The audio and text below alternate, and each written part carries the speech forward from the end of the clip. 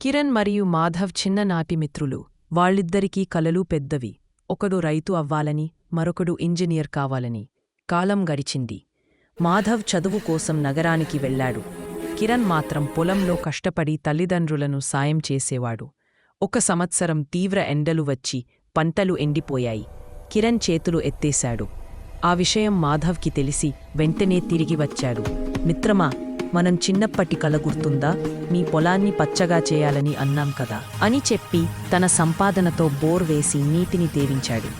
కొన్ని వారాల తర్వాత పొలం మళ్లీ పచ్చగా మారింది.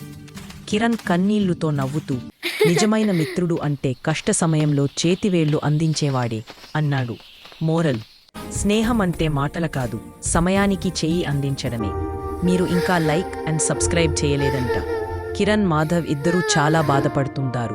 ప్లీజ్ ఫ్రెండ్స్, ఈ హృదయాన్ని తాకే కథ నచ్చితే వాళ్ళ కోసమే ఒక లైక్, #, ఇంకా ఇలాంటి అందమైన కథలు చూడాలంటే సబ్స్క్రైబ్ చేయడం మర్చిపోవద్దు.